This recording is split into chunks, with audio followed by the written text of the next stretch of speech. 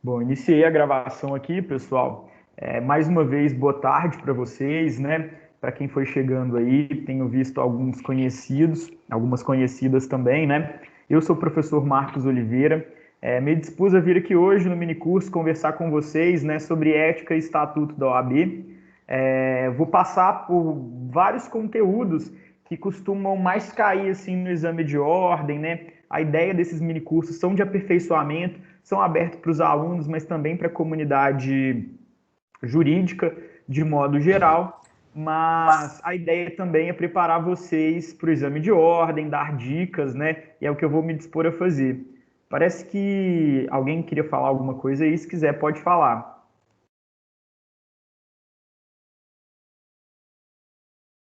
Acho que o microfone estava habilitado aí. Tá tudo certo?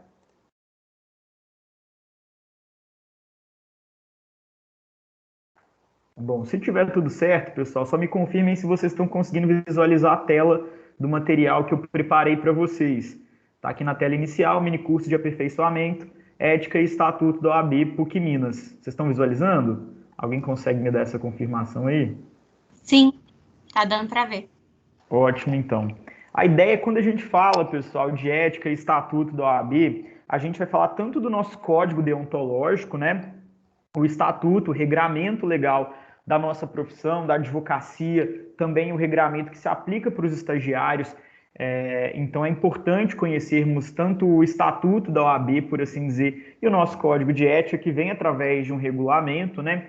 Então a legislação, quando a gente se propõe a estudar, ela vai passar não só, né, pelo estatuto, mas também através do nosso código de ética e conduta.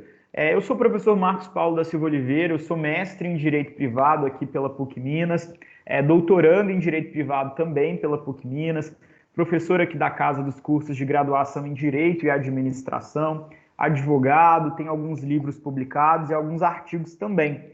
Feita essa introdução, pessoal, vocês já estão prontos? A gente pode começar já com o conteúdo ou vocês querem tirar alguma dúvida inicial aí? Preliminarmente, vocês já têm alguma dúvida?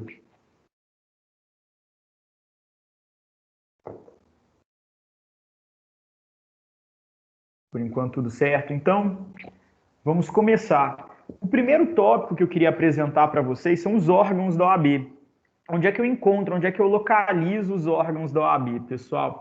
Eles estão no nosso estatuto, né, no nosso estatuto da Ordem dos Advogados do Brasil, listados no artigo 45. Primeiro eu vou passar para vocês o artigo, depois aí eu vou dar uma dica interpretativa para vocês. O nosso estatuto, pessoal, o Estatuto da Advocacia, é a lei número 8.906, ela é de 4 de julho de 1994, né?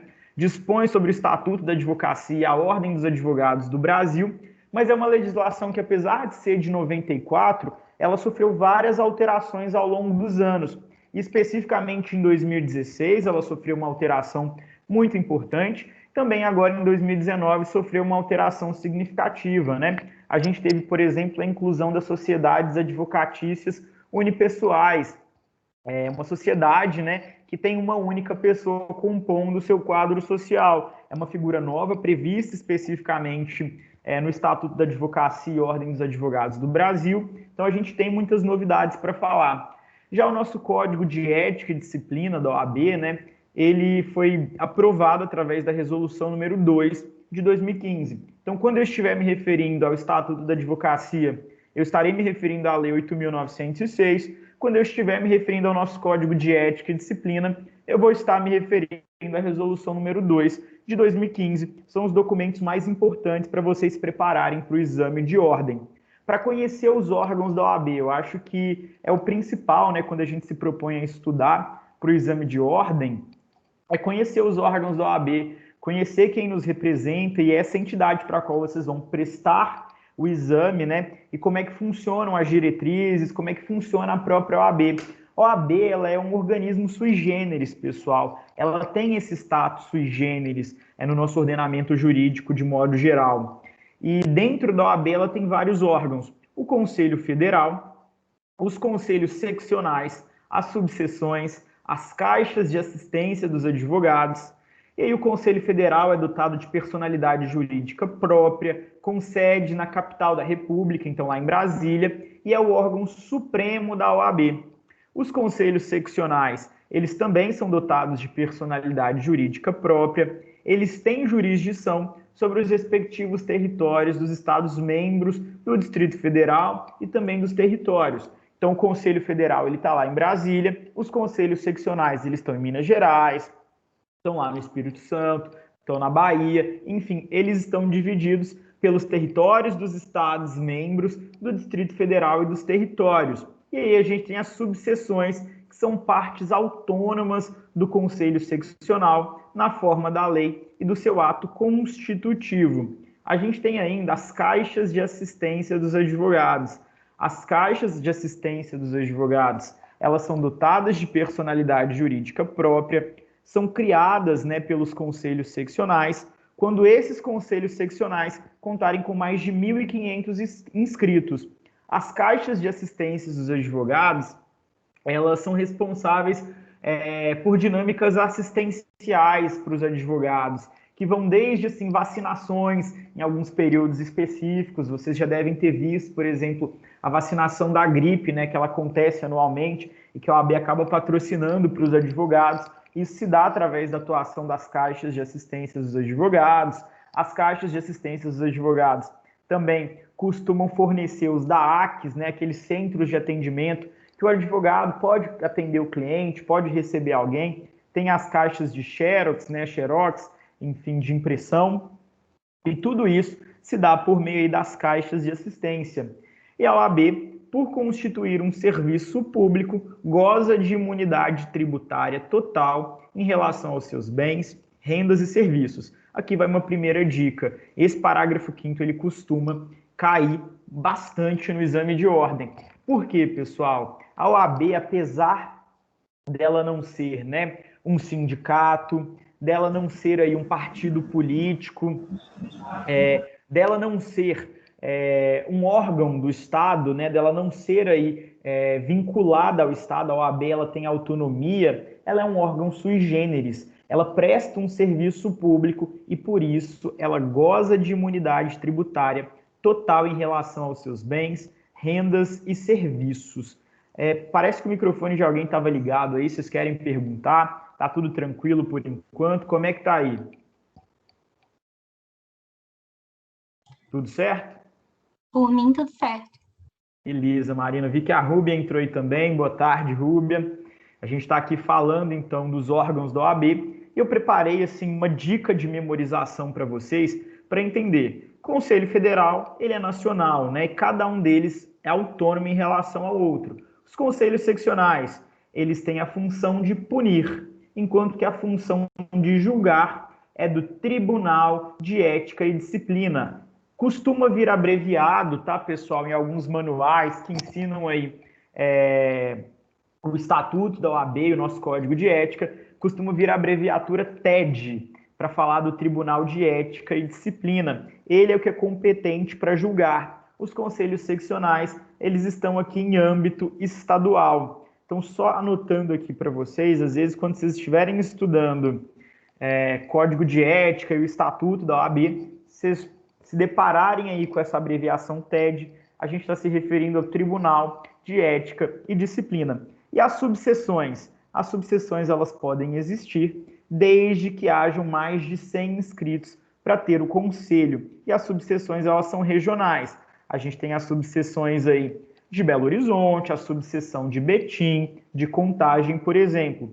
E a Caixa de Assistência, que eu falei para vocês, fica responsável por esse acolhimento assistencial, por assim dizer, dos advogados. Elas podem existir desde que aquele conselho, aquela subseção, ela conte com mais de 1.500 inscritos. Beleza?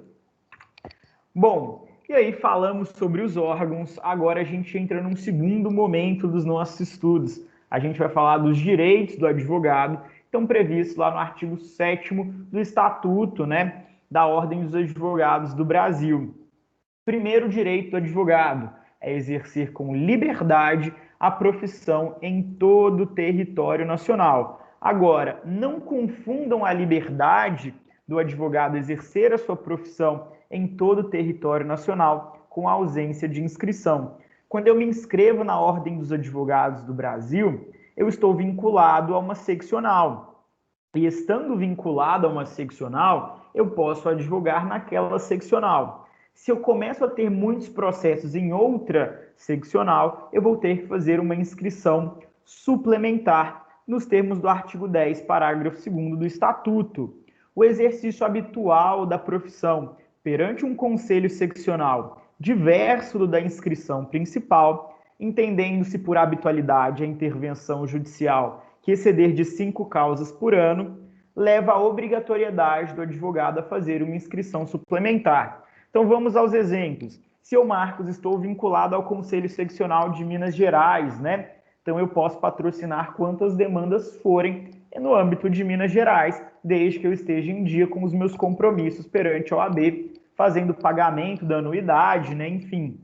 Agora, se de repente eu começo a ter muitos processos em São Paulo e num ano eu excedo 5 causas lá naquele Conselho Seccional de São Paulo, então eu devo constituir uma inscrição suplementar nos termos do artigo 10, parágrafo 2º do Estatuto.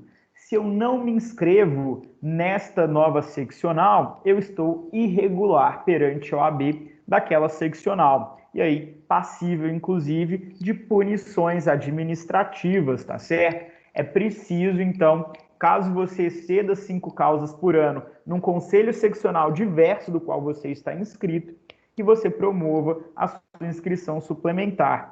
E a inscrição suplementar não viola o artigo 7º, lá no inciso 1º, que diz que é um direito do advogado exercer com liberdade a profissão em todo o território nacional. Até aqui tudo certo, pessoal? Dando para acompanhar aí?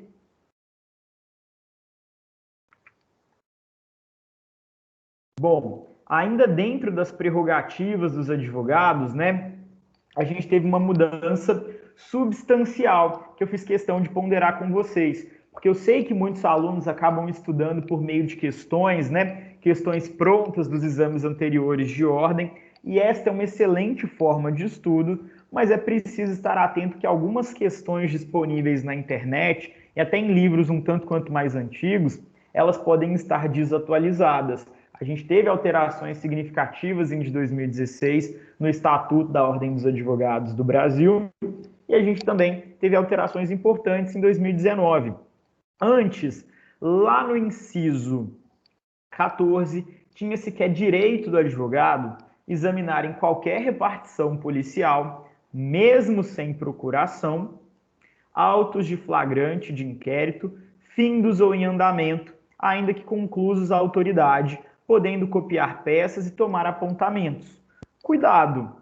Com a edição da Lei 13.245, de 12 de janeiro de 2016, agora o inciso 14 passou a ter a seguinte redação: examinar, então é um direito do advogado, examinar em qualquer instituição responsável por conduzir investigação. Antes era repartição policial. Agora, qualquer instituição responsável por conduzir investigação, mesmo sem procuração, autos de flagrante e de investigações de qualquer natureza. Antes falava-se autos de flagrante e de inquérito. Agora se fala de investigações de qualquer natureza, findos ou em andamento, ainda que conclusos à autoridade, podendo copiar peças e tomar apontamentos. E aqui houve um acréscimo também em meio físico ou digital. Atenção, pessoal, casos sigilosos, somente há possibilidade de consulta mediante procuração, mas procuração e não ordem ou mandado judicial. Então, se você tem procuração te habilitando para aquele procedimento, seja ele administrativo, seja um inquérito, você tem direito de consultar os autos. Não é necessário uma ordem ou mandado judicial, basta a procuração, mas isso para os casos sigilosos. Em não sendo casos sigilosos, é direito examinar em qualquer instituição responsável por conduzir investigação, mesmo sem procuração, autos de flagrante de investigações de qualquer natureza, findos ou em andamento, ainda que conclusos à autoridade, podendo copiar peças e tomar apontamentos em meio físico ou digital. Beleza? Bom, ainda sobre os direitos dos advogados, mais uma novidade, né? E aqui vocês devem estar pensando, professor, mas é de 2016, por que você está chamando de novidade? Primeiro, porque a gente passou o ano de 2020 quase que sem nenhum exame de ordem, né, pessoal? A segunda fase do exame de ordem está programada para 6 de dezembro agora, mas depois de vários adiamentos em razão da Covid-19. Então, se vocês forem pensar bem, né, uma alteração de 2016 para 2020 não é uma alteração tão antiga assim, a gente pode chamar de novidade, especificamente porque eu sei também que muitos dos meus alunos, né, das disciplinas de ética, do código de modo geral, vocês acabam estudando por meio de questões que estão disponíveis na internet. As questões elas costumam ser boas, costumam facilitar bastante os estudos, mas elas podem estar desatualizadas. Então tomem cuidado com questões anteriores aos exames de 2016. É direito, então, do advogado, nos termos do inciso 21, assistir a seus clientes investigados durante a apuração de infrações sob pena de nulidade absoluta do respectivo interrogatório ou depoimento e, subsequentemente, de todos os elementos investigatórios e probatórios dele decorrentes ou derivados, direta ou indiretamente, podendo, inclusive, no curso da respectiva apuração, apresentar razões e quesitos. Quesitos são perguntas, pessoal. É muito comum que a gente apresente quesitos, né? Para tentar dar uma direcionada na investigação, para tentar apontar um ponto, para passar a limpo algum ponto nebuloso. Isso é muito comum no âmbito de uma perícia, por exemplo. Você apresenta quesitos para o seu perito responder, para o perito, né, daquele procedimento ele responder, para ele esclarecer dúvidas. Então é possível apresentar razões e também quesitos formulando indagações sobre aquela situação. O advogado, pessoal, ele goza de imunidade profissional no exercício da sua atividade. É um direito, tá certo? Também é um direito do advogado à imunidade profissional, nos termos do artigo 7º, parágrafo 2º do nosso estatuto, né? Agora, uma atenção. O advogado ele tem imunidade profissional no exercício da sua atividade, em juízo ou fora dele. Agora, não há imunidade para calúnia e desacato. Então, nos casos de injúria e difamação, existe uma imunidade do profissional no exercício da sua atividade. Agora, no caso de calúnia e desacato, não há essa imunidade. Vocês devem estar pensando num caso muito recente que está circulando aí na mídia. A gente não precisa nem citar os nomes, mas vocês já devem estar pensando em algum profissional que tenha aí tido vídeos recentemente na mídia, né, pessoal, nos quais é possível, sim, imputar injúria e difamação para esse profissional no curso da sua atividade. Mas justamente em razão da imunidade profissional daquele advogado, é que ele não cometeu nenhum crime naquele procedimento. Então, o fato dele ter feito provocações, de certa forma, trazido ao ridículo uma das partes do processo, né, não colocam ele numa situação criminosa diante daqueles autos, porque a injúria e a difamação são protegidas pela imunidade profissional do advogado. Agora, nada impede que ele seja, né, investigado no âmbito da própria OAB, e aí a seccional a qual ele está vinculado pode abrir um procedimento investigatório, né, no âmbito do nosso Tribunal de Ética e Disciplina, o TED, que eu já falei com vocês, e ele pode ter que responder perante a própria OAB, tá certo? Até aqui tudo tranquilo para vocês, tá dando para acompanhar, o ritmo tá legal, como é que tá aí, pessoal? Tá tudo ok, professor. Só que o chat, ele tá desabilitado mesmo, então... Ah, é? Isso Eu pode estar vou tentar ver se consigo habilitar o chat aqui para vocês. Pessoal, vi que a Marli está com a mão levantada. Você quer perguntar, Marli? Pode ficar à vontade. Enquanto isso, eu vou tentar liberar o chat aqui para nós. Com relação a este caso está circulando aí, mas ele não pode sofrer um processo por excesso? Ele excedeu pelo que foi mostrado. Pois é, Marli, ele está protegido pela imunidade profissional dele. Então, Mas inicialmente, não houve exagero, não? do meu ponto de vista, houve sim. Não Pois é, aí, assim, um ponto de vista bastante pessoal, claro, né? Pode ser de que muita gente, né? Da maioria dos brasileiros. que bom, eu vou dizer que bom, né? Que essa é a opinião da maioria. Mas realmente concordo contigo, acho que houve um exagero, acho que fugiu, né, do bom tom procedimental, da cortesia, da urbanidade que a gente espera o tratamento judicial, né? Independente de ser ex-adverso, independente de você representar uma parte, a gente deve respeitar e tratar com urbanidade as outras partes, né? E todos os envoltos ali na atividade judicante. Mas do ponto de vista criminal, e o que eu estou dizendo aqui é criminal, viu, gente? Ele está acobertado por uma imunidade profissional. Então, não pode ser imputado a ele nenhum tipo de crime de injúria ou difamação. Agora, notem, se ele tivesse ali indicado algum tipo de conduta criminosa, aí ele não estaria cobertado pela imunidade, porque a imunidade não acoberta a calúnia, também não acoberta o desacato. Se eventualmente houvesse um desacato de autoridade da figura do juiz ou da figura do Ministério, do parquê do Ministério Público, né, ele poderia também eventualmente ser investigado, processado e julgado pelo crime de desacato, assim como o crime de calúnia. Mas o crime de injúria e difamação, ele está imantado pela imunidade profissional. Beleza? Deixa eu tentar ver o que eu consigo fazer para liberar o chat aqui para nós. Pode falar, Marli. Não, ok. Obrigada. Ah, não. Ótimo, então. Alguém sabe me dizer como é que eu faço para habilitar o chat, pessoal?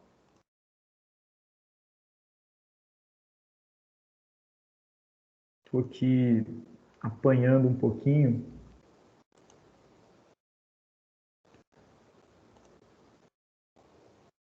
Realmente não estou encontrando essa funcionalidade agora.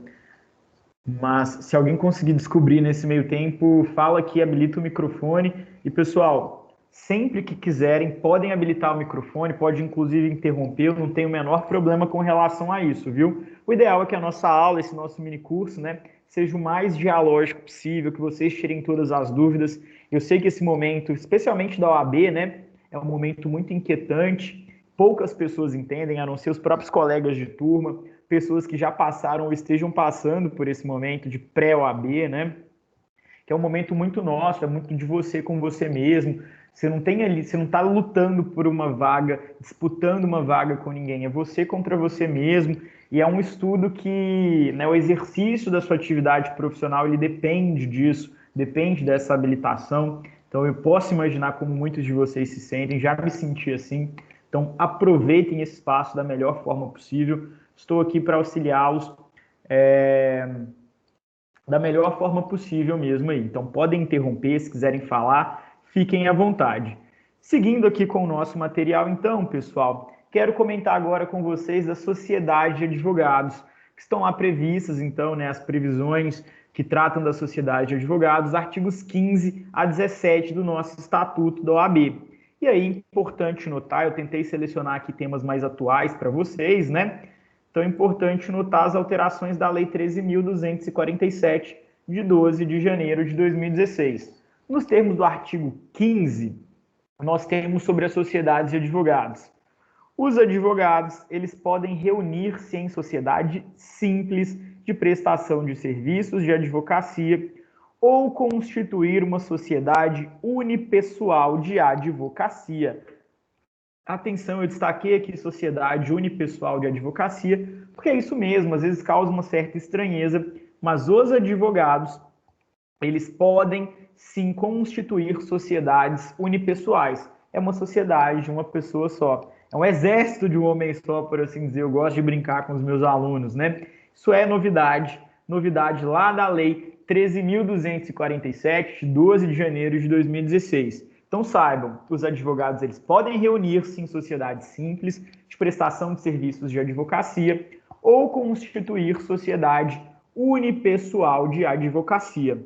Lá no parágrafo 1º, né, A aquisição da personalidade jurídica, ela se dá com o registro aprovado dos seus atos constitutivos no Conselho Seccional da OAB, em cuja base territorial tiver sede. Então, eu registro a minha sociedade de advogados na junta comercial, registro lá no cartório de registro civil de pessoas jurídicas? Não. Eu registro a minha sociedade de advogados no Conselho Seccional da OAB e adquire personalidade jurídica essa sociedade de advogados quando o registro é aprovado, quando os atos constitutivos dessa sociedade são aprovados no âmbito do Conselho Seccional, cuja base territorial tiver sede aquele escritório. É proibido, pessoal, coloquei aqui em vermelho para vocês, o registro nos cartórios de registro civil de pessoas jurídicas e nas juntas comerciais de sociedade que inclua, entre outras finalidades, a atividade de advocacia. Por quê? Eu registro sociedade com atividade de advocacia lá no Conselho Seccional da base territorial em que tiver sede aquela sociedade. A razão social da sociedade de advogados deve ter obrigatoriamente o nome de pelo menos um advogado responsável pela sociedade, podendo permanecer o de um sócio falecido, desde que prevista tal possibilidade no ato constitutivo. Então, atenção para isso aqui. Se eu tenho lá um escritório de advocacia com o nome, né, o meu nome e o nome do meu sócio, eventualmente o meu sócio faleceu, ele veio a óbito, eu posso manter o nome daquele sócio no nome da sociedade? Aquele sócio já faleceu, ele veio a óbito. Depende. A resposta aqui é aquela clássica do direito. Depende. Para saber se eu posso, eu devo examinar se houve esta previsão nos atos constitutivos. Havendo possibilidade, né, de manter o nome daquele sócio que faleceu na sociedade mesmo após o óbito, aí se há a possibilidade no ato constitutivo, é possível sim manter o nome. Lembrando sempre, né, que para a sociedade ser juridicamente válida, ela precisa ter o nome de pelo menos um advogado, vedada a inclusão de nomes fantasias. Então, escritórios de advocacia, vocês já devem ter notado, eles não têm nomes fantasias como empresas outras, né? Devem ter sempre os nomes e sobrenomes dos sócios, né? Pelo menos o sobrenome de um dos sócios. Tá certo, pessoal? E aí, importante a gente considerar ainda que a morte do advogado na sociedade unipessoal faz extinguir a sociedade. Então, se porventura o sócio faleceu numa sociedade unipessoal, essa sociedade ela vai se extinguir. Por que no caso da sociedade unipessoal a sociedade vai se extinguir? Porque a sociedade unipessoal, novidade da Lei 13.247, é uma sociedade de uma pessoa só. É aquele exército de um homem só, eu costumo citar e brincar com vocês. Pode ser um exército de uma mulher só também, viu, pessoal? Aqui parafraseando engenheiros do Havaí mesmo. Bom, e ainda sobre a sociedade de advogados. Nos termos do parágrafo 2º, né, a aplicação do Código de Ética e Disciplina, ela se dá tanto em relação à sociedade de advogados, quanto em relação à sociedade unipessoal de advocacia. Então, as sociedades de advogados, elas estão sujeitas ao Código de Ética e Disciplina. O parágrafo 3º vai dizer que as procurações, então os poderes que um cliente outorga, né, para o advogado, elas devem ser outorgadas individualmente aos advogados e indicar a sociedade da que eles fazem parte. Então, eu não posso simplesmente pedir para o meu cliente outorgar, né, poderes para a sociedade Silva Pinto, né? Não posso pedir simplesmente poderes para a sociedade dos advogados. Os poderes na procuração precisam ser conferidos individualmente aos advogados. E aí, a procuração deve indicar a sociedade que fazem parte esses advogados que receberam os poderes aí. Tá certo? Até aqui tudo bem, pessoal? Tudo tranquilo para vocês? Marina está com a mão levantada, pode perguntar, Marina. Pelo menos apareceu aqui a mão levantada. Não, é que eu logo abaixei, porque eu já vi a minha resposta. Obrigada. Beleza, então. Qualquer coisa, vocês podem ficar à vontade para perguntar. Se quiserem ligar a câmera também, vai ser legal, pessoal. Nos termos do parágrafo 4º, nenhum advogado, que é uma vedação, né? Nenhum advogado pode integrar mais de uma sociedade de advogados com sede ou filial na mesma área territorial do respectivo conselho seccional. Então, eu, Marcos, se eu estou vinculado a uma sociedade de advogados em Minas Gerais, não posso fazer parte de outra sociedade de advogados aqui em Minas Gerais também. Então, não posso integrar mais de uma sociedade de advogados com sede ou filial na mesma área territorial do respectivo conselho seccional. Geralmente, nas provas do exame de ordem, costuma aparecer da seguinte maneira, né?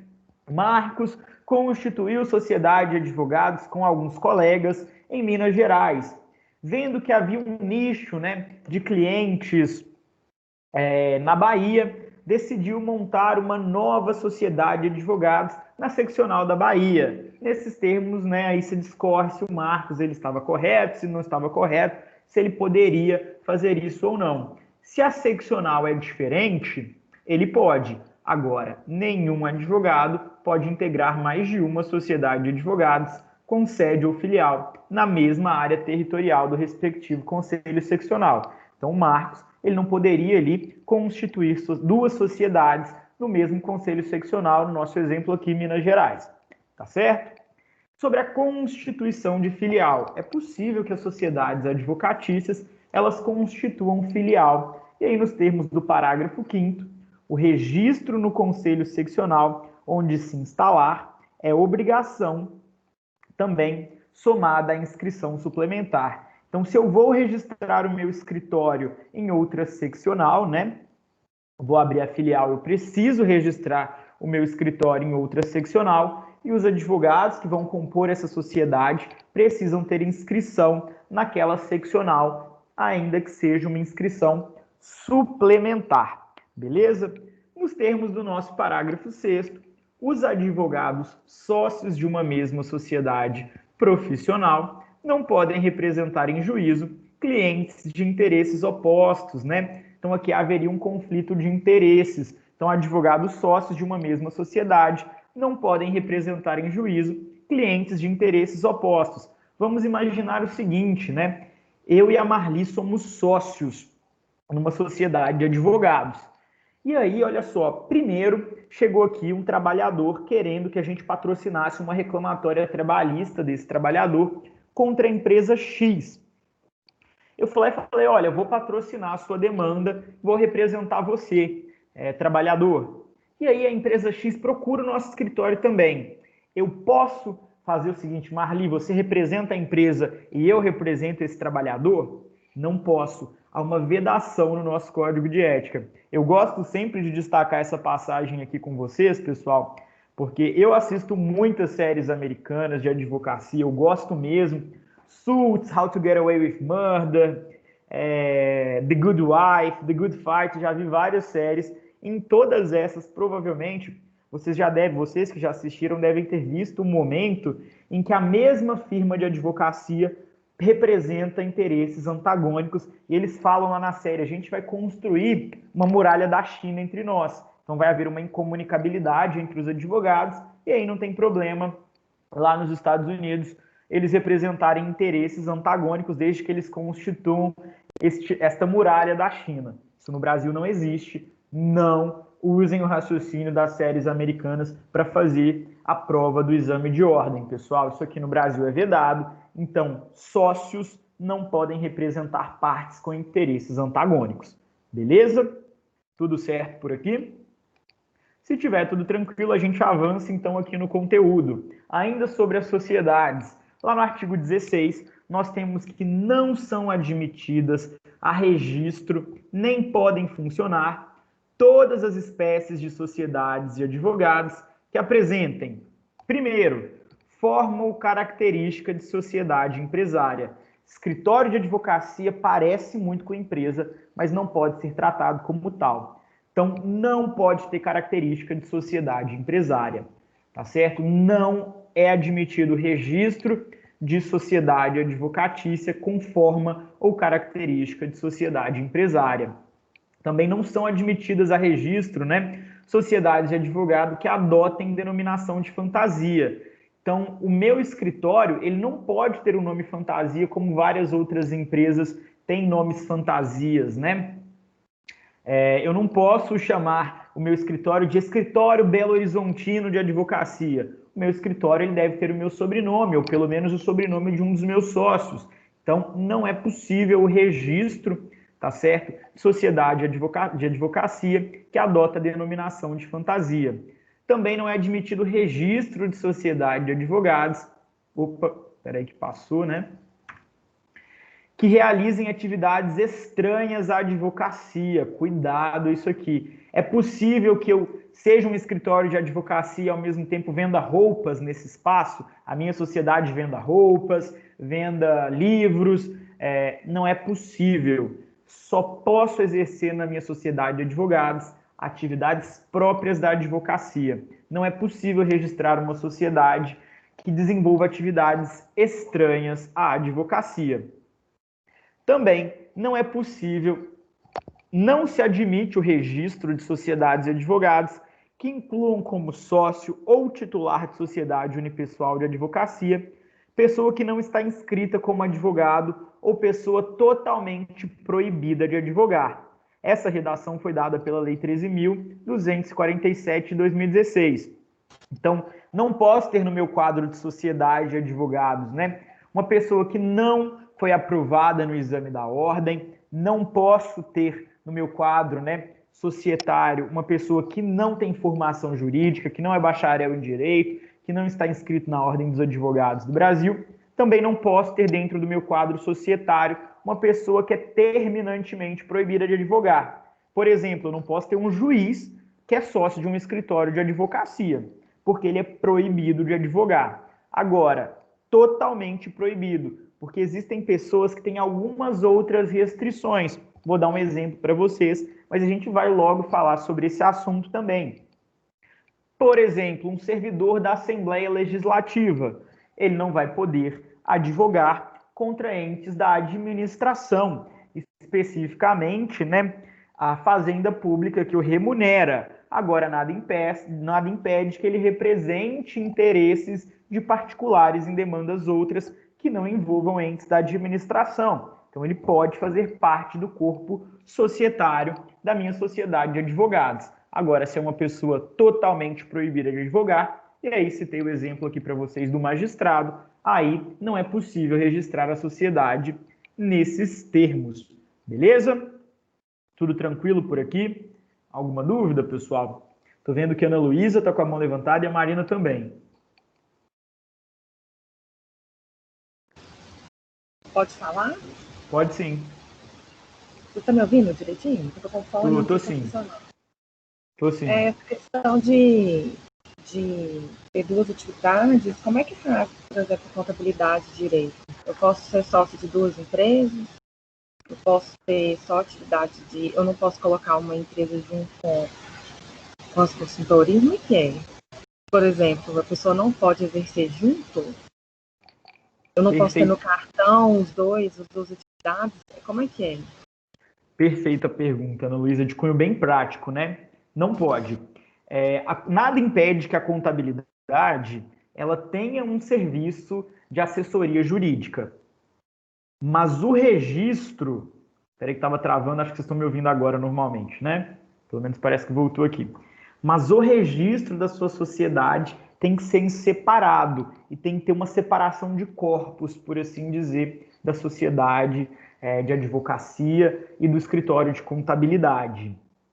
Você, como profissional autônomo, por exemplo, nada impede que você preste serviços de consultoria em contabilidade, né? Faça o serviço de contabilidade e preste serviço de consultoria jurídica.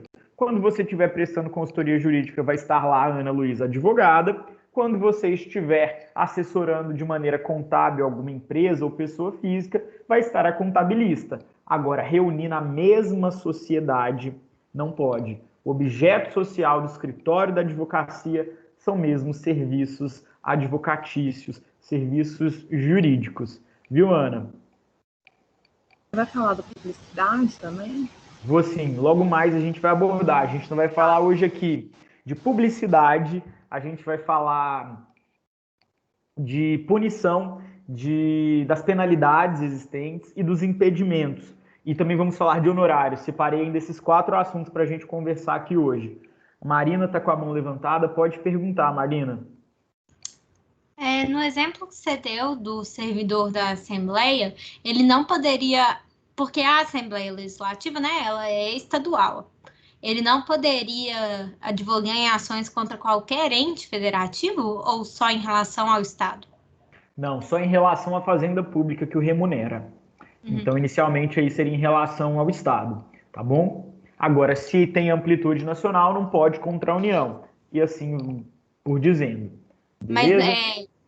nesse caso do Estado, que é um exemplo bom, porque tem o município que é menor e a União que é maior. Ele poderia, então, advogar contra os municípios daquele Estado, porque a fonte pagadora é diferente, né? A origem do Perfeitamente. orçamento é diferente. Beleza. Perfeitamente. É a fazenda pública que o remunera que ele não pode advogar contra. Se a fonte pagadora é diferente, como você está dando exemplo aí, nada impede. Pessoal, o que eu mando no chat vocês conseguem ver? Não, Nada que eu mando no chat? Deixa eu não. mandar Não, um, porque tem que ser membro da equipe. se eu mandar um oi para vocês no chat, vocês não conseguem ver, porque eu tô com a Não. lista de presença aqui e ela é de preenchimento de vocês mesmo. Eu mandei um oi aí, não apareceu? Deixa eu confirmar. Vejam se aparece. Agora apareceu aqui que eu enviei. Não apareceu para vocês um oi? A gente fala o nome, se for o caso. Você faz um. É porque a lista é daquelas do Forms, né? Eu ia falar Form Spring, mas não é Form Spring. É o Forms do Google Docs. E aí vocês preenchem com alguns dados especiais de vocês, como e-mail, telefone, de qual PUC vocês estão falando, para ser gerado o certificado de vocês. Então é um link que eu tenho que passar para vocês.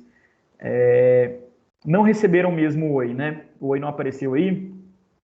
Não tem nem opção direito. Nada, tem nem opção para ler. Estranho. Vou ver aqui com a professora Renata só um momento, pessoal. E aí eu resolvo isso para vocês e a gente volta aqui com o conteúdo. Só um minutinho, tá?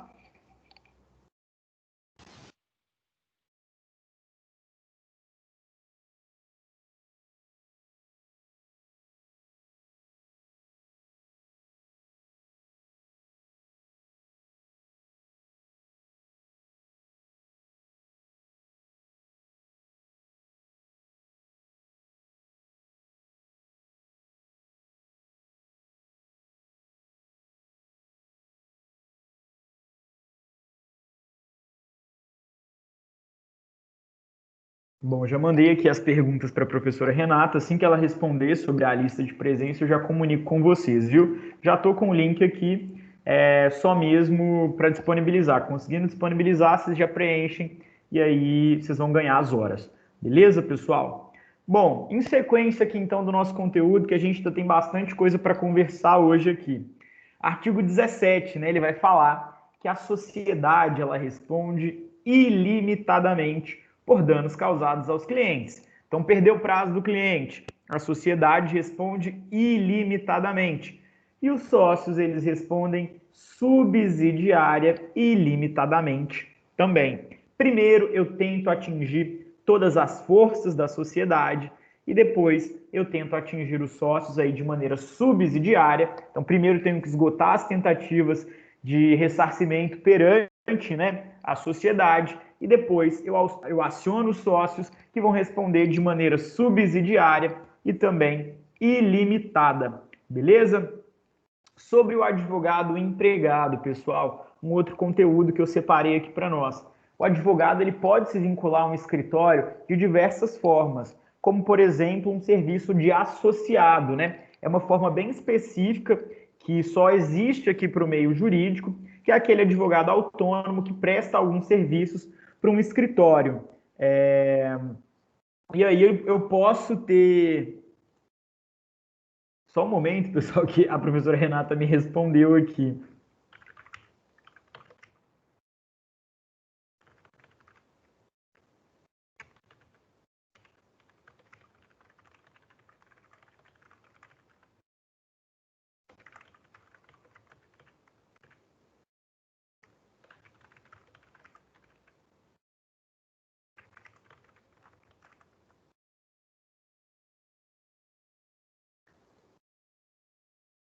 Eu não tinha entendido a minha pergunta, eu mandei de novo.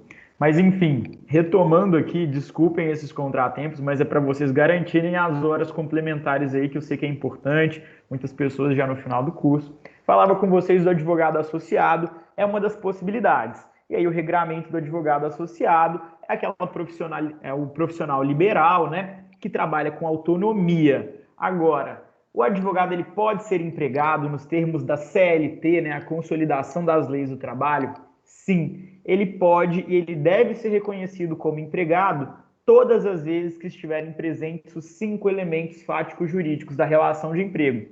Então, se ele for subordinado, trabalhar de maneira não eventual, recebendo contraprestação, ou seja, o trabalho é oneroso, ele é uma pessoa física que trabalha com pessoalidade, sem poder se fazer substituir, ele será um advogado empregado. Existe uma distinção muito grande entre o advogado que é sócio ou associado e o advogado empregado, né? São essas as distinções que eu vou tratar com vocês aqui. Primeira coisa, o advogado ele tem sempre isenção técnica e independência profissional. Agora, os serviços que o advogado empregado presta são serviços pessoais de natureza do empregador. Então, ele presta serviços a mando do seu tomador de serviço, né? A jornada de trabalho do advogado empregado ela é diferente. A jornada do advogado empregado costuma cair muito no exame de ordem, pessoal. A jornada de trabalho do advogado empregado, via de regra, é de 4 horas diárias e 20 horas semanais. Ah, professor, mas eu conheço muitos advogados que são seletistas, eles têm uma jornada de trabalho maior do que essa de 4 horas diárias e 20 horas semanais. É possível? É possível, mas não é a regra, é a exceção. A regra é que o advogado empregado ele tenha 4 horas diárias de trabalho e 20 horas semanais. Para a jornada dele ser maior do que 4 horas, ele deve ter dedicação exclusiva em relação ao tomador dos serviços. Tendo dedicação exclusiva, ele pode trabalhar até 8 horas por dia e 40 horas semanais. Essa dedicação exclusiva, ela se presume, pessoal? Não, ela não se presume. Nosso estatuto de ética, né? Ele é muito claro. O código de ética e o nosso estatuto da advocacia, eles são claros em dizer que a dedicação exclusiva, ela não se presume. Ela deve estar prevista ou no contrato individual de emprego ou em acordo ou convenção coletiva feita entre o sindicato e o empregador. Então, a dedicação exclusiva, ela não se presume. Ela deve estar prevista no contrato ou ela deve estar prevista em acordo ou convenção coletiva de trabalho. Se não houver previsão de dedicação exclusiva, a regra é que a jornada daquele advogado vai ser de 4 horas diárias, 20 horas semanais. Se tiver dedicação exclusiva, 8 horas diárias, 40 semanais. O advogado empregado, ele tem direito a reembolso de despesas que são transporte, hospedagem e alimentação. Ele tem direito à hora extra. Notem que a hora extra do advogado empregado é maior do que a hora extra prevista na Constituição, né? A Constituição, lá no artigo 7º, diz que a hora extra ela é não inferior a 50%. Para o advogado empregado, a hora extra é não inferior a 100%. Então, uma boa hora extra aí, o advogado empregado. Então, se o advogado empregado faz hora extra, o valor do adicional é não inferior a 100% sobre o valor da hora normal. Pode ser superior, mas não pode ser inferior. Então, é possível realmente, mediante contrato por escrito ou acordo ou convenção coletiva, que seja de 150%, 200%, mas não pode ser inferior a 100%, porque há previsão em lei especial. Ah, professor, mas a Constituição não é maior do que a lei? Mas a lei está garantindo uma condição mais benéfica. E a Constituição estabelece o patamar mínimo. E a lei especial dos advogados aumentou esse patamar para 100%. Vejam que na hipótese do adicional noturno, também para o advogado empregado, é diferente. O adicional noturno é de 25%, enquanto que para os trabalhadores urbanos é de 20%. E a hora noturna do advogado vai das 8 horas da noite às 5 horas do dia seguinte. E os honorários de sucumbência, daqui a pouco a gente vai falar sobre os honorários, diferenciando os honorários contratuais, dos honorários judiciais e os honorários sucumbenciais. A sucumbência, O advogado empregado, todas as vezes que ele ganhar um processo e naquele processo houver condenação e honorários de sucumbência, o advogado empregado ele tem direito a esses honorários de sucumbência.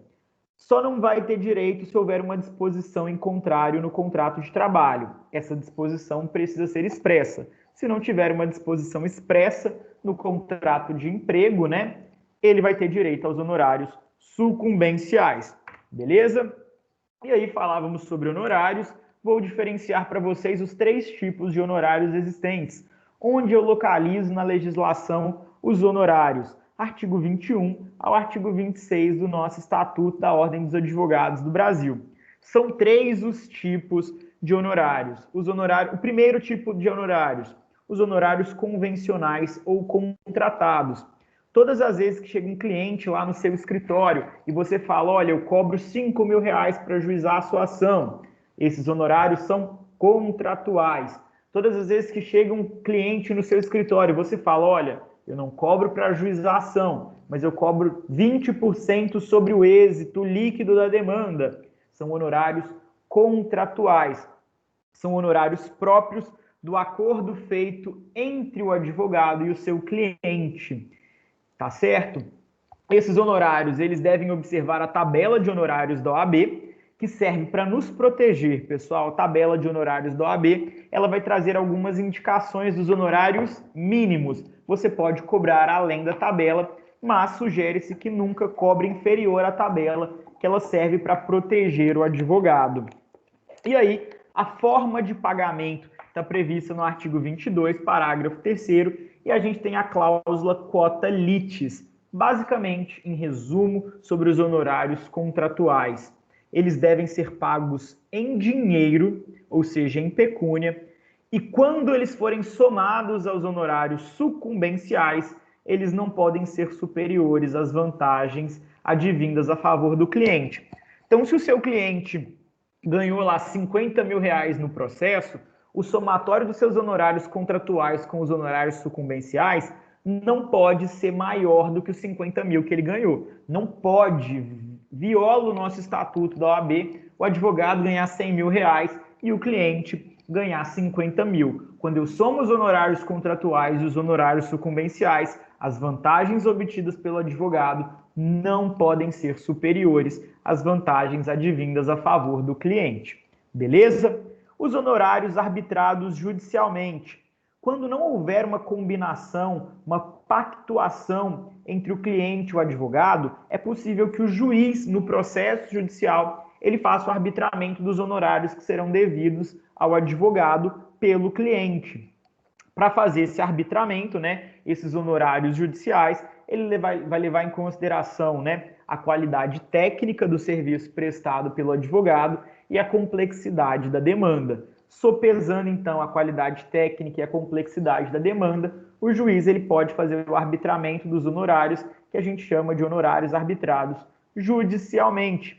Por fim, convém a gente conversar um pouquinho aqui sobre os honorários de sucumbência. São aqueles honorários que estão previstos no artigo 85 a 90 do Código de Processo Civil de 2015. Eles não excluem os honorários contratados. Os honorários de sucumbência, eles são devidos pela parte que perdeu no processo diretamente para o advogado. Então, a parte que perdeu paga um percentual para o advogado da outra parte. É um crédito que é próprio do advogado. É o advogado quem tem direito a esses honorários, não é direito do cliente que o advogado patrocina. É verba própria do advogado e é verba de natureza alimentar. O advogado tem, inclusive, o direito de fazer execução direta desses honorários, tá certo? Em nome próprio, porque é uma verba própria do advogado que é paga pela parte que perdeu o objeto do pedido lá no processo judicial, beleza? Eles não se confundem com os honorários contratados e não excluem os honorários contratados. Então, se eu cobrei R$5.000 para ajuizar uma ação do meu cliente, cobrei, então, honorários contratuais. E aí, se eu ganhei esse processo e a outra parte foi condenada a pagar 15% de honorários sobre o valor dos R$50.000 que eu consegui para o meu cliente, então esses 7.500 que eu vou receber de honorários sucumbenciais, eles são meus, eles são próprios deste advogado que vos fala e não se confundem com os 5 mil de honorários contratuais que eu combinei com o meu cliente, beleza? E aí o próximo tópico que eu separei para a gente conversar, incompatibilidades e impedimentos. Incompatibilidade é uma vedação total, definitiva, que acarreta o cancelamento da inscrição. Se ela for temporária, vai dar direito a uma licença. Quais são as hipóteses de incompatibilidade com a advocacia? Separei aqui 8 hipóteses para a gente conversar. Os chefes do Poder Executivo e membros da mesa do Legislativo, eles são incompatíveis. Os membros do Ministério Público e do Judiciário, eles são incompatíveis. Então, enquanto eles exercerem a função de parquê de Ministério Público ou de magistrado, eles estarão incompatíveis com a advocacia e esta vedação, ela é total. Os servidores públicos com poder de comando, eles também são incompatíveis com a advocacia. Exemplo, secretário de Estado ou do município, reitor de universidade, presidentes, diretores de autarquias, eles também são incompatíveis com a advocacia. Os serviços auxiliares da justiça e afins ao poder judiciário, como, por exemplo, os escreventes, técnicos judiciários, analistas judiciário e de serviços notoriais. Essas pessoas também são incompatíveis com a advocacia. O trabalho enquanto policial militar é um trabalho incompatível com a advocacia. Vocês aí que já fizeram SAJ, né? Nosso serviço de assistência judiciária, ele também, certamente, né? Vocês devem ter visto que o colega que é policial, ele não pôde aí fazer o SAJ com vocês, ele acaba fazendo ali uma outra atividade, ele não pode fazer os atendimentos, porque mesmo como estagiário, ele não pode promover a assistência jurídica, a assistência judiciária. Então, é uma hipótese de impedimento. Os militares na ativa, de modo geral, e a atividade fiscal, de arrecadação, lançamento ou fiscalização de tributos. E ainda, gerência em instituição financeira pública ou privada. Então, se eu sou gerente em banco, né, público ou privado, não posso exercer a advocacia. Estou vendo aqui que a Marina está com a mão levantada. Pode perguntar, Marina. Marcos, no caso dos incisos 5 a 8, que são situações que não exigem, e o 3, né, que são situações que não exigem uma formação prévia em direito, a vedação de todos é válida até para a questão de estágio ou só do policial? Enfim, da atividade fiscal, da gerência bancária, todas elas inicialmente vedam assistência judiciária. E aí a gente tem que escalonar, né? Eu dou esse exemplo porque talvez já tenha acontecido com vocês, mas a assistência judiciária que te habilita, né? Que você tem que fazer o retirado daquela carteirinha de estagiário, pode movimentar processos na secretaria, pode apresentar petições de juntada, tudo isso é vedado, viu, Marina? Essa atividade judicante do estagiário propriamente dita, beleza? Entendi, obrigada. Por nada. E o impedimento, né? A gente falava aqui da incompatibilidade, agora vamos passar para o impedimento. O impedimento é uma vedação parcial, não há necessidade nem de cancelamento, nem de licença. Era aquela hipótese que a gente conversava anteriormente, sabe, Marina? São duas as hipóteses. O funcionário público de baixo escalão, o agente de polícia, auxiliar administrativo, ele não pode advogar contra a fazenda pública que os remunera. E os integrantes do legislativo não podem advogar contra ou a favor da administração naquela circunscrição. Beleza? Finalmente, as infrações e sanções disciplinares, pessoal, elas estão previstas nos artigos 34 e 35 e seguintes do nosso estatuto, né, da advocacia da OAB. E aí a primeira infração e a sanção disciplinar que a gente tem correspondente é a da censura. A censura é a primeira sanção disciplinar, ela é a mais branda e ela geralmente é convertida em advertência. Vocês encontram lá no artigo 34 todas as infrações passíveis, né, de cada uma dessas penalidades. Eu trouxe aqui um breve resumo, né, em razão da exiguidade do nosso tempo, e a gente tem algumas outras coisas interessantes para conversar ainda, mas a censura é a pena mais branda e ela geralmente é convertida em advertência.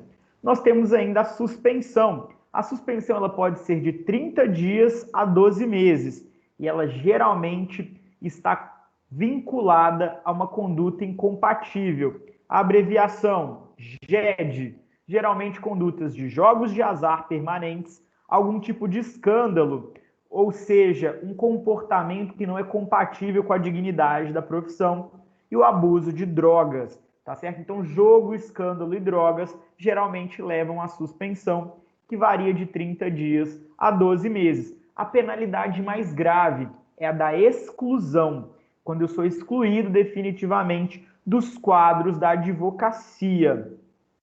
Quando eu sou excluído definitivamente dos quadros da advocacia, existe uma abreviação também para auxiliar nos estudos de vocês.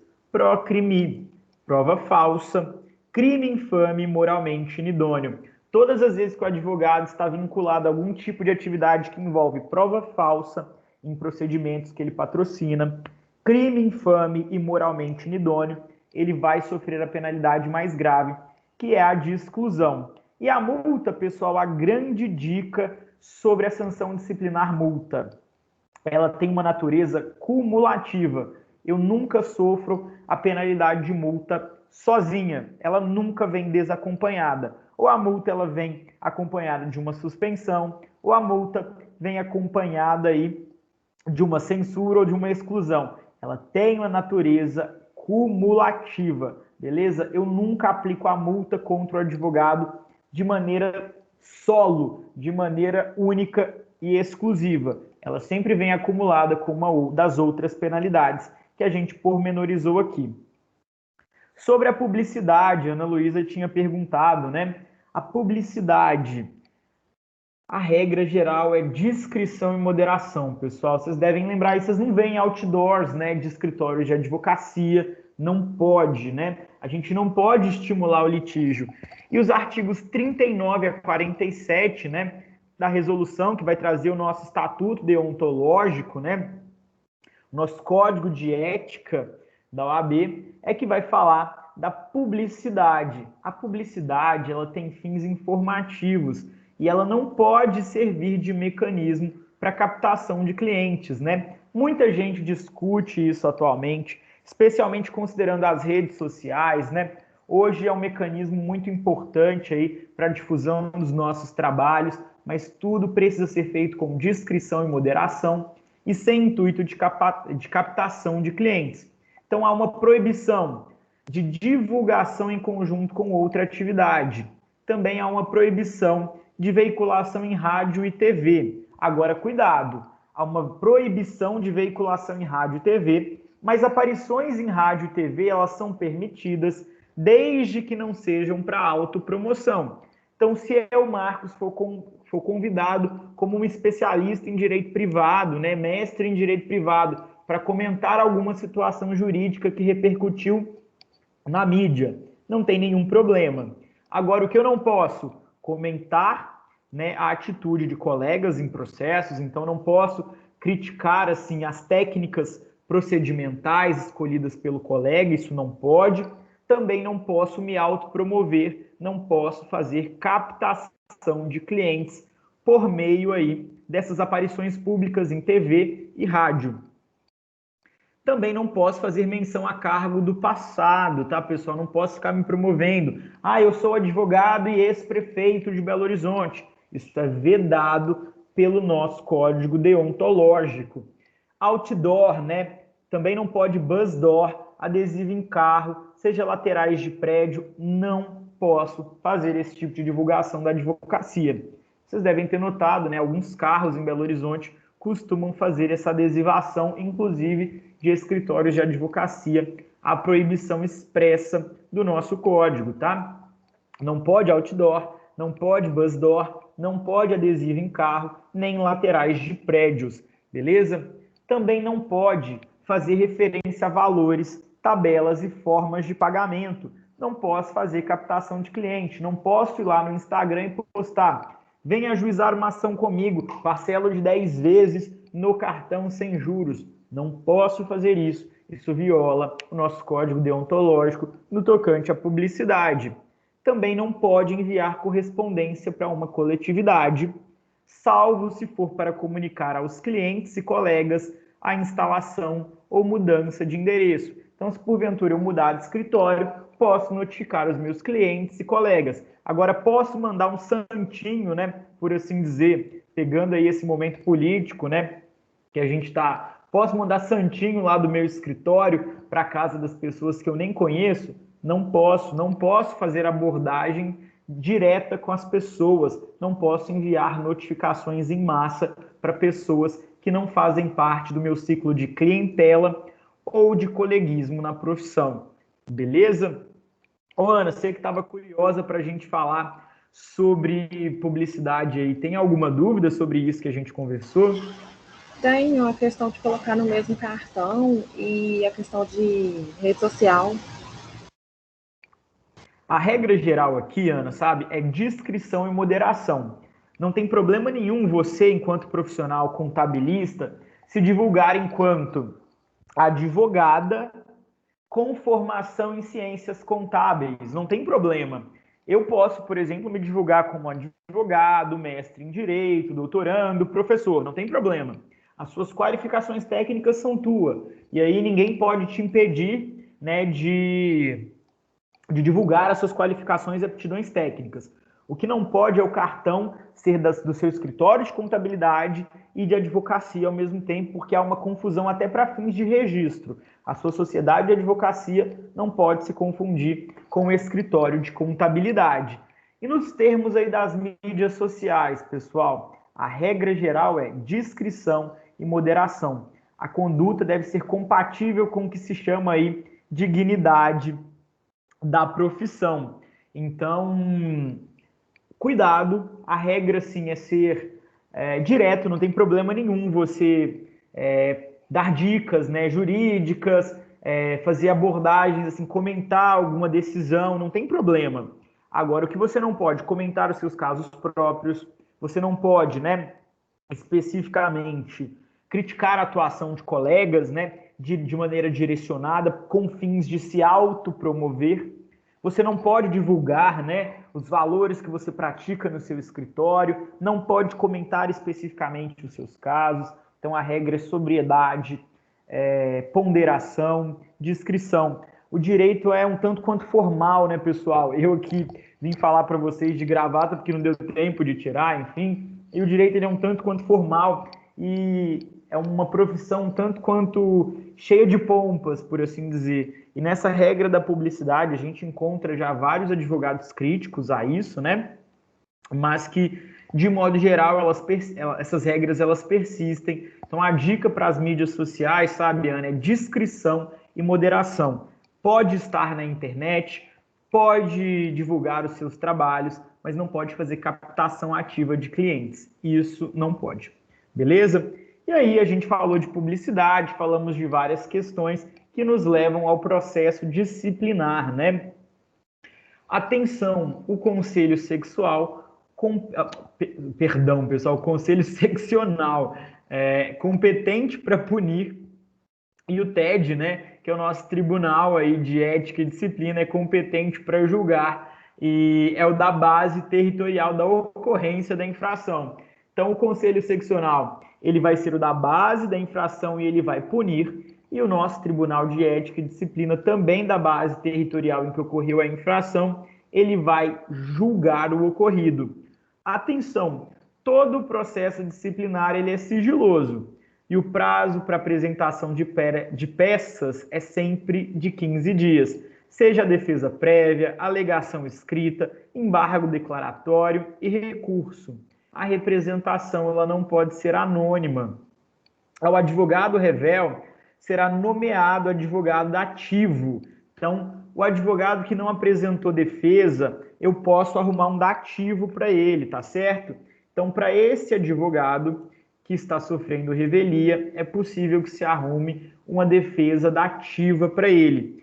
a representação devidamente instruída pelo Conselho Seccional ou pela subseção será remetida ao Tribunal de Ética e Disciplina. E aí, o prazo de 15 dias para apresentação de defesa prévia, ele pode ser prorrogado, mas ele pode ser prorrogado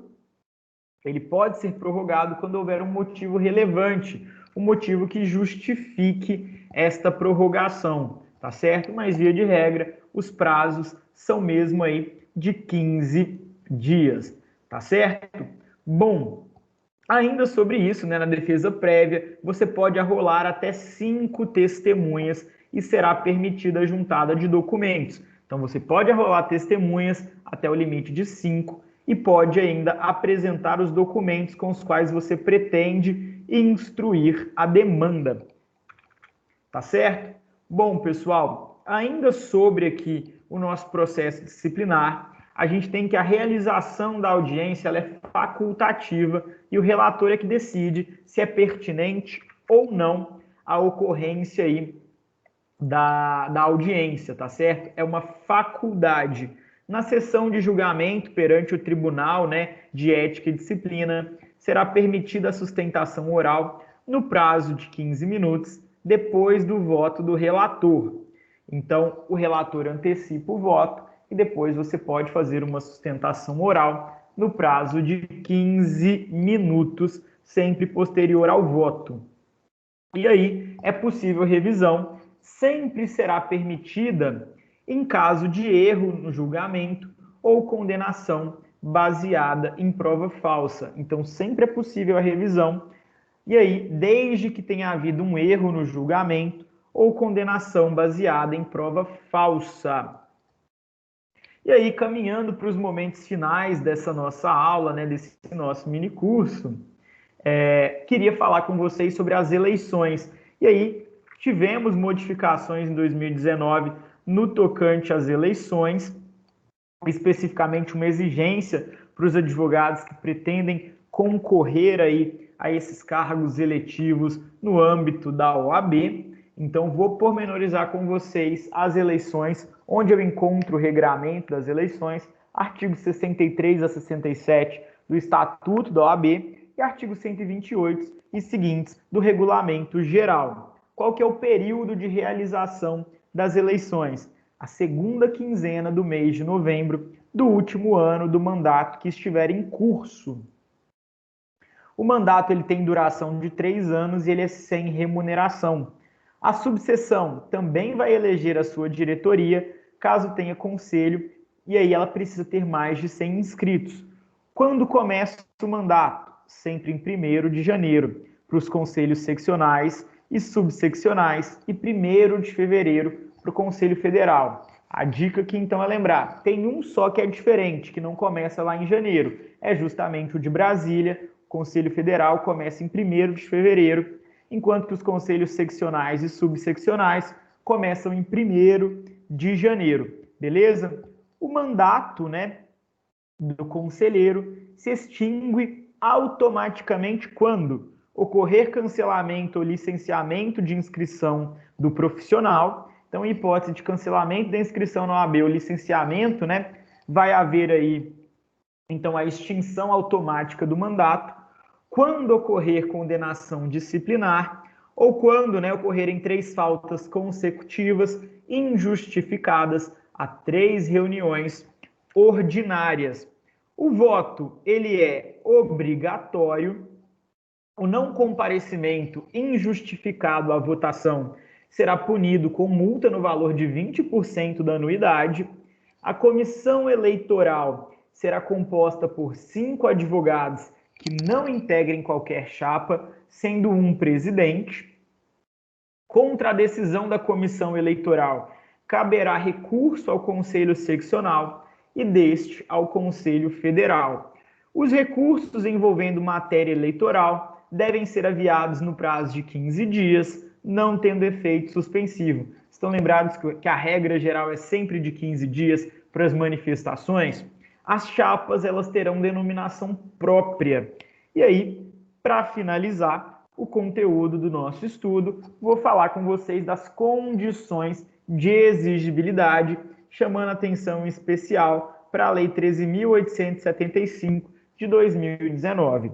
O advogado, para ele ter condição de elegibilidade, para concorrer aí nas chapas da OAB, ele deve ser inscrito regularmente perante a seccional, com inscrição principal ou suplementar.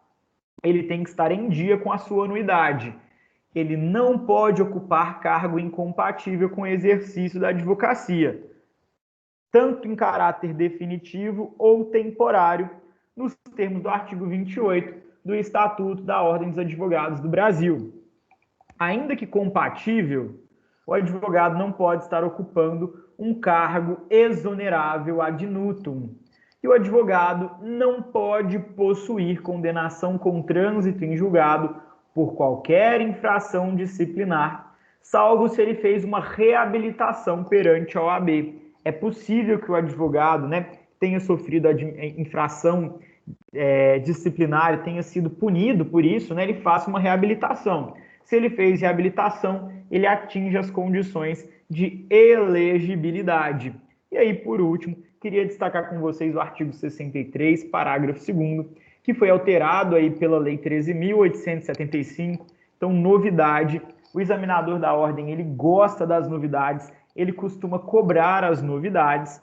Então, nos termos do artigo 63, parágrafo 2º, o candidato, ele deve comprovar situação regular perante a OAB, não pode ocupar cargo exonerável ad nutum, não pode ter sido condenado por infração disciplinar salvo reabilitação e exercer efetivamente a profissão há mais de 3 anos.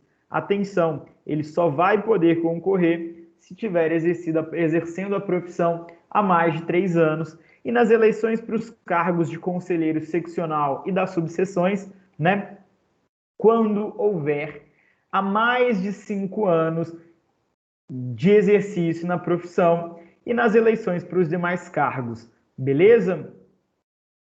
Então, 3 anos para concorrer como conselheiro seccional e das subseções, e quando houver, e mais de 5 anos nas eleições para os demais cargos. Então, se vai concorrer a conselheiro federal, tem que ter pelo menos 5 anos no exercício da profissão. Essa última parte aqui, que é a novidade da Lei 13.875, por isso estou destacando para vocês. Então, tem que ter mais de 3 anos para concorrer aos cargos de conselheiro seccional e das subseções, e aí tem que ter mais de 5 anos na profissão para concorrer nos demais cargos. Beleza, pessoal? Alguma dúvida, algum comentário? Como é que ficou aí para vocês o nosso conteúdo? Acham que foi esclarecedor? Queria conversar um pouco com vocês sobre tudo isso que a gente passou aqui. Queria ver, então, se vocês têm alguma dúvida, como é que tá aí para vocês. Marcos, dúvida eu não tenho não, mas eu achei ótimo. Essa revisão, por mais que ela tenha sido curta e bem resumida e focada em alguns pontos, porque o tempo não dá, eu achei muito boa.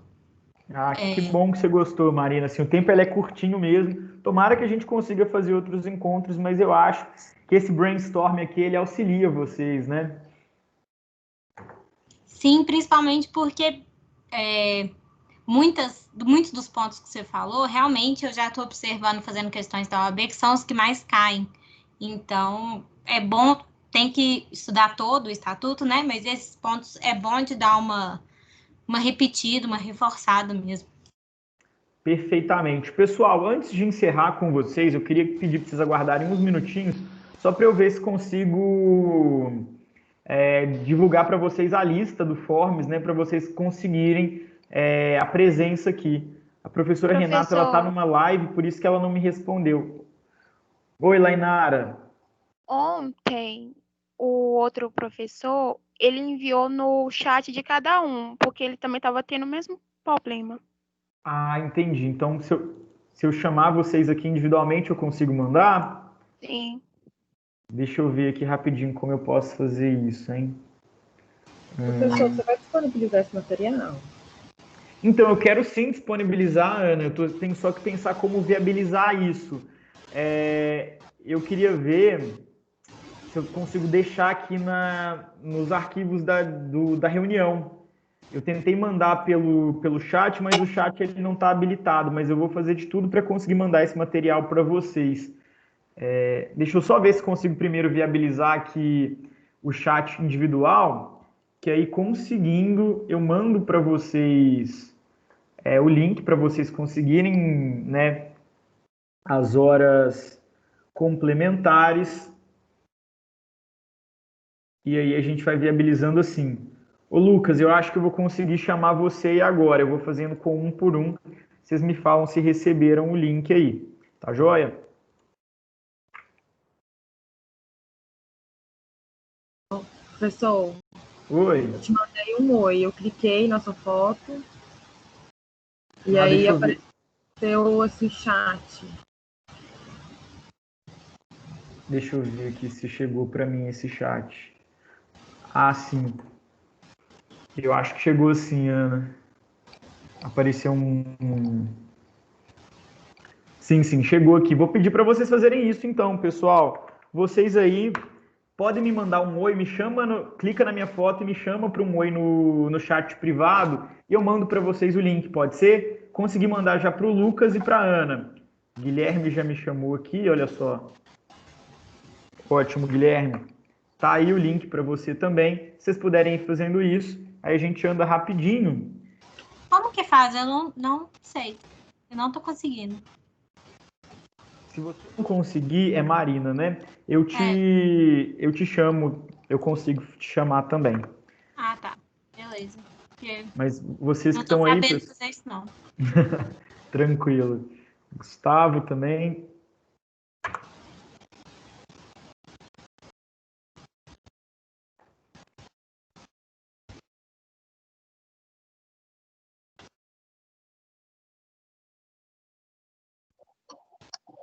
Pessoal, de toda forma, Conseguiu também não, professor? você não conseguiu? Não. Espera aí, então vou chamar Marli primeiro aqui, depois te chamo, Marina, tá?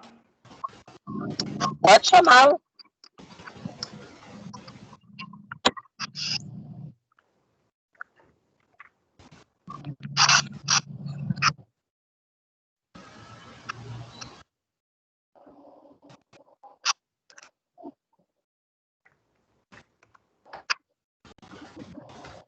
Marli, me diga aí se você recebeu.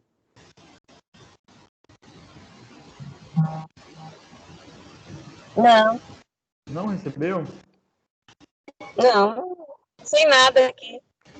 Ô Marcos, não chegou aqui também não. Foi o Gustavo quem disse? Deixa eu ver aqui, Gustavo. Marina, me diga aí se você recebeu, mandei aí para você. Uai, Gustavo, aqui tá aparecendo para mim que foi para você, hein? Obrigada. Veja no chat que você me chamou, Gustavo, veja lá. Para mim apareceu aqui.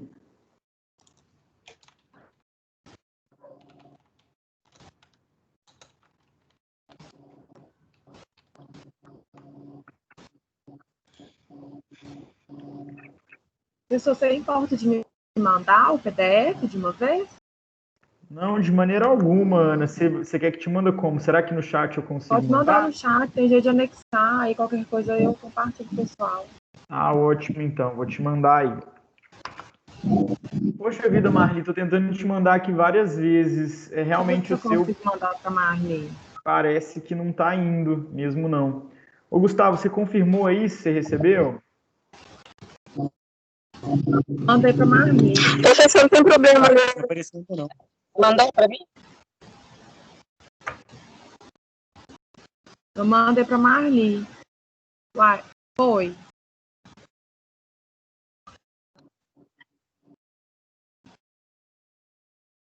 Ana, eu vou aproveitar e vou te mandar o material no chat aí, que aí se você quiser, você socializa com os colegas, tá Mandei bom? para Marli. Marli, ó, tô falando aqui. Você tá me ouvindo? Eu tô te ouvindo, Ana. Eu mandei para Marli. Você consegue me mandar também, Ana? Qual que é o seu e-mail? Deixa eu ver pela fotinha aqui. Como é que você chama? Marina. Acho que é a única foto de óculos. Ah, consegui. Obrigada. Não. Ô, Ana, já tá indo aí para você o material, tá? Tá. E tá carregando aqui. Tá, eu mando pessoal. Veja se chegou aí, Ana. Para mim já Então, foi aí tá, para tô você. chegando ainda. Enviou o arquivo, chegou. Ótimo. Pessoal, alguém ainda não recebeu o link do Forms para fazer, né, a contagem da participação no nosso minicurso?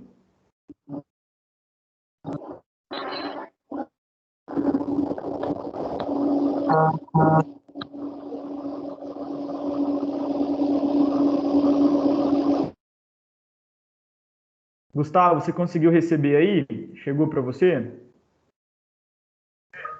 Ainda não. É que estranho, hein, Gustavo? Aqui para mim deu que foi para você 2 vezes. Deixa eu ver o que a gente pode fazer.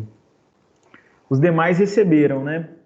Gustavo, enquanto você vai lá no chat, só aparece aqueles ois que você me mandou e não aparece nenhuma resposta minha? Vou te mandar um oi aí. Aí você me diz. Exatamente. Só aparece o oi que eu enviei. Te mandei um oi aí.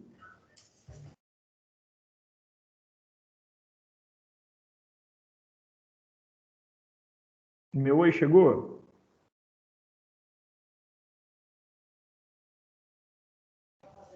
Não chegou.